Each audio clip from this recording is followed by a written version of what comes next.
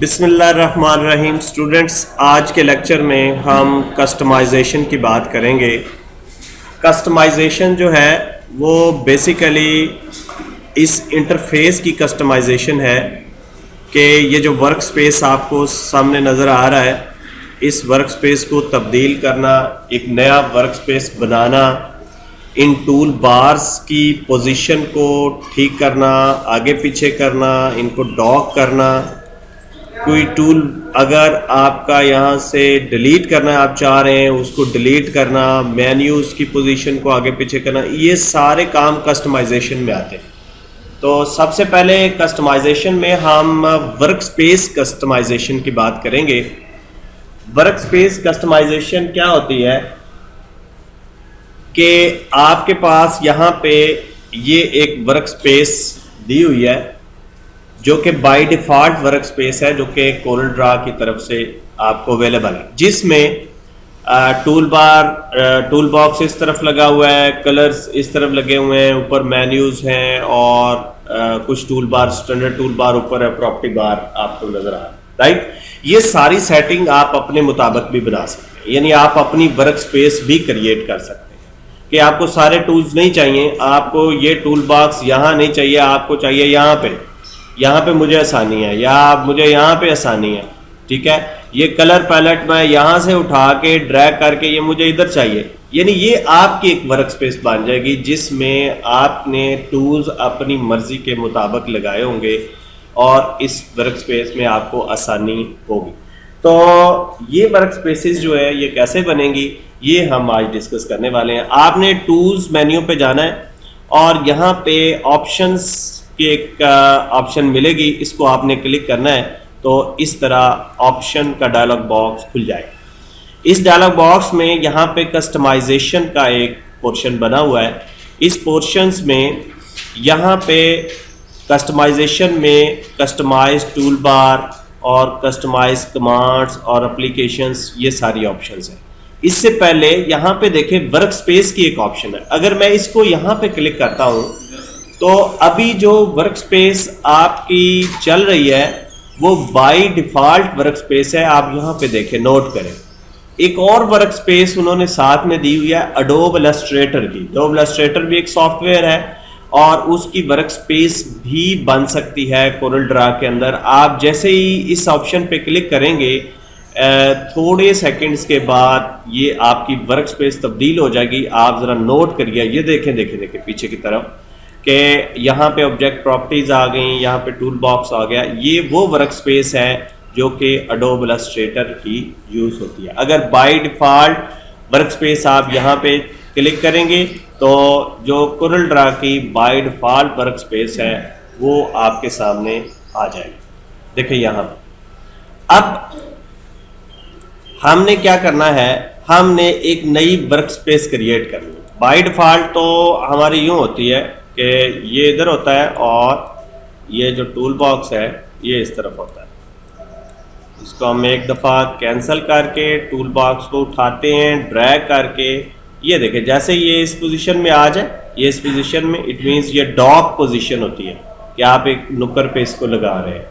तो अभी हम फिर टूल्स और ऑप्शंस और में जाते हैं और वर्क स्पेस पे क्लिक करते हैं तो यहाँ पे ये दो वर्क स्पेसेस हमारे पास अवेलेबल है। अब हम एक नई वर्क स्पेस अपने मुताबिक तैयार करना चाहते हैं तो हम न्यू पे क्लिक करते हैं और उस वर्क स्पेस का नाम देंगे। आप यहाँ पे फर्ज करें, इसका नाम है ABC वर्क स्पेस। अब यहाँ पे डिस्क्रिप्शन है, डिस्क्रिप्शन यहाँ पे जो चीज़ जो है वो डिस्प्ले होगी। मीन हम कहते हैं कि this workspace is related to the सरसा, ठीक है, और हम इसको ओके कर लेते हैं। जैसे आप इसको ओके करेंगे आपकी ये वर्क स्पेस ABC अभी एक्टिव हो चुकी है और ये देखें डिस्क्रिप्शन के अंदर वो आ गया कि this workspace is related to this. Okay, अब मैं इसको ओके करता हूं और यहाँ पे मैं अब जो मेरी वर्क स्पेस चाह रही है वो ABC वर्क स्पेस चाह रही है। और मैं अपने मुताबिक टूल सेट कर लेता हूँ। मैं कहता हूँ ये टूल जो है मैं इधर देखना चाह रहा हूँ कलर्स को, और मैं अपने टूल बॉक्स को जो है वो इधर देखना चाह रहा हूँ, राइट। और मेरा टूल बॉक्स जो है वो इधर आ जाए। ये जी मुदस्सर वर्क स्पेस है, ओके। अब अगर आपने बाय डिफॉल्ट वर्क स्पेस पे जाना है, यानी ऐसी वर्क स्पेस, या ये प्रॉपर्टीज भी हम इधर रख लेते हैं, लें जी प्रॉपर्टीज भी इधर आ गई, ठीक है। ये प्रॉपर्टीज मैं इधर शो करना चाह रहा हूं। अब अगर आप बाय डिफॉल्ट वर्क स्पेस पे जाना चाह रहे हैं तो फिर आपने टूल्स पे और ऑप्शंस पे, ऑप्शंस के बाद वर्क स्पेस, अभी ABC वर्क स्पेस जा रही है।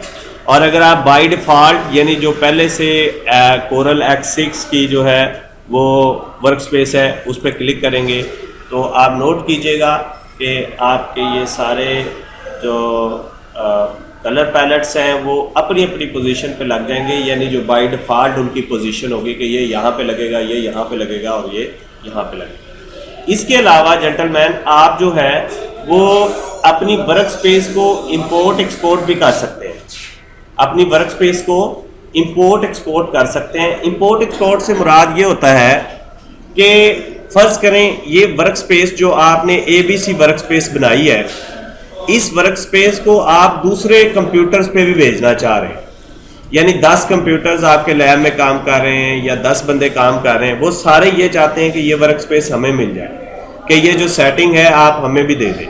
तो एक तो तरीक़ेकार ये है कि वो सेटिंग अपने अपने कंप्यूटर पे इसके मुताबिक करें, या दूसरा ये है कि आप इसको एक्सपोर्ट कर लें। जब आप इसको एक्सपोर्ट करेंगे तो ऑप्शन आएगा कि क्या क्या एक्सपोर्ट करना चाह रहे हैं, तो हम ये सारी ऑप्शंस जो हैं इस तरह क्लिक करके सेव कर देंगे, और सेव का वो पूछेगा कि इसका नाम क्या रखना है। हम इसका नाम ABC रख देते हैं और डेस्कटॉप पे इसको सेव कर देते हैं। अब ये हमारी जो वर्क स्पेस है वो अब सेव हो चुकी है। क्या हो चुकी है? सेव हो चुकी है। हम यहाँ पे इसको बंद करते हैं और जाते हैं यहाँ पे, ये देखें ABC वर्क स्पेस जो है हमें यहाँ पे मिल रही है। अब जब ये दूसरे कंप्यूटर पे जाएगी, आप USB में या किसी सोर्स के थ्रू दूसरे कंप्यूटर पे लेके जाएंगे तो वहाँ पे वो बंदा इसको इंपोर्ट करेगा। इसी तरह ही टूल्स, ऑप्शंस और फिर इंपोर्ट करेगा।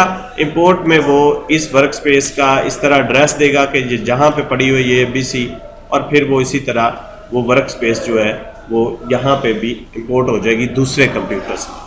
तो ये था स्टूडेंट्स वर्क स्पेस के हवाले से डिस्कशन के आप इन टूल्स को, इन टूल बार्स को अपनी मर्जी से सेटिंग करके उसको एक वर्क स्पेस का नाम दे देते हैं, और टूल्स आप अपनी मर्जी से लगाते हैं ताकि आपको काम करने में आसानी रहे।